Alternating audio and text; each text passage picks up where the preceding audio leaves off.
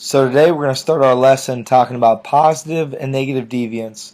And the reason why we're going to do this is because so many times in society we label deviance because it doesn't necessarily go down the straight and narrow path as being something that does not benefit society.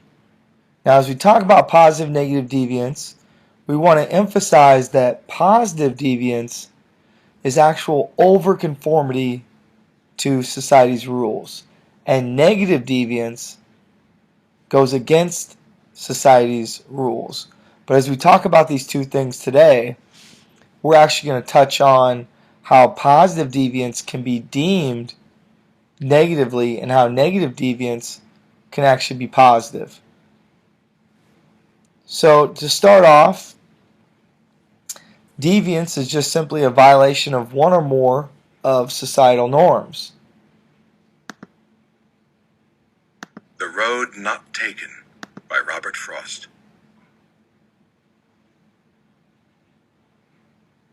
Two roads diverged in a yellow wood, and sorry I could not travel both, and be one traveler. Long I stood, and looked down one as far as I could, to where it bent in the undergrowth. Then took the other, as just as fair, and having perhaps the better claim, because it was grassy and wanted wear. Though as for that, the passing there had warned them really about the same. And both that morning equally lay, in leaves no step had trodden black. Oh, I kept the first for another day, yet knowing how way leads on to way, I doubted if I should ever come back. I shall be telling this with a sigh, somewhere ages and ages hence. Two roads diverged in a wood, and I took the one less traveled by. And that has made all the difference.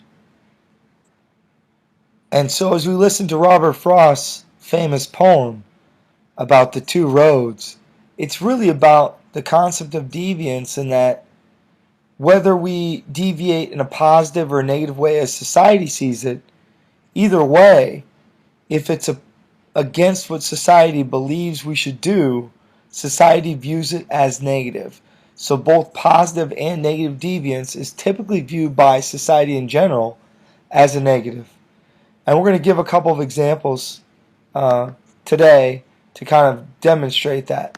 So the first one is kind of a comedic one. This is actually a recreation of Jim Carrey and positive deviance, and how positive deviance, meaning overconformity to your job, in this case being a lifeguard on duty, can sometimes go too far. So in the skit, the original SNL skit, which by the way I couldn't get on YouTube because apparently it deviates from the norm to show any kind of commercialized product to go ahead and hand out for free. And so I had to go actually find this recreation by I think a couple of college students, where the man sitting in the little pool there is supposed to be Will Ferrell, and Jim Carrey's played by another college student here, and he's going to go in and save him and kind of go above and beyond his duties as a lifeguard, which of course would fall into the realm of positive deviance. Swimmer, do not panic. I am a trained professional lifesaver.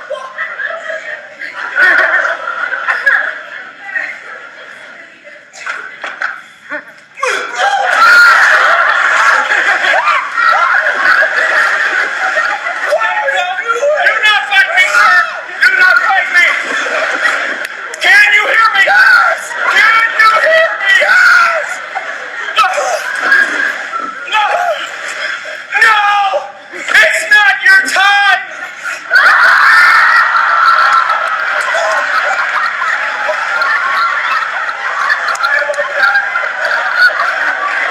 I am all right.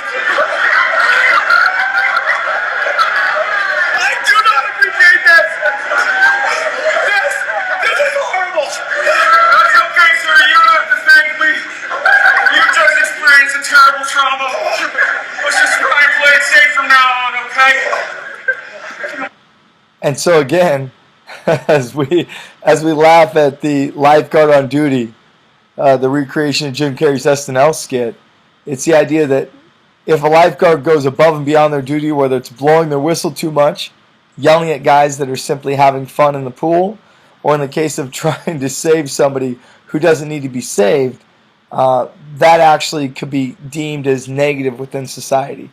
So we're going to show one more skit here in just a minute, but I just want to touch on again here with positive deviance is the idea that many times, as we see right here, people are uncomfortable with overkindness, as it might put us out of our comfort zone. Now, we kind of went to the comedic side there with Jim Carrey, but this next little, about 40-second blip we're going to show you is a man who is looking for people that are actually giving him spare change, as if he's playing a homeless man. And if they give him spare change, he gives them dollar amounts, anywhere from $20 to $100. And so in the first part you're going to see here, he asks for a bottle of water at a convenience or at a grocery store, and the lady actually gives him the bottle of water. But it's kind of a strange situation where a man just comes up in a grocery store and asks for a bottle of water, and then he gives her the $100, and you'll notice that she kind of has a almost big-eyed look, like, I can't believe you're doing that. And then after that, it'll go into a real quick run where he walks up to a man and asks for a quarter, and the man gives him a quarter, and then he tries to give him a $20 bill, and the man will not take the $20 bill. And this is, you'll see, commonly played out. It's no different than if a stranger walked up to you in a restaurant and said he wanted to buy your meal, but you didn't know who he was or why he wanted to buy your meal. You might take the offer, but you might also be a little bit uncomfortable in doing so. So this is the way positive deviance works, meaning the concept of overconforming or doing more than maybe what's expected.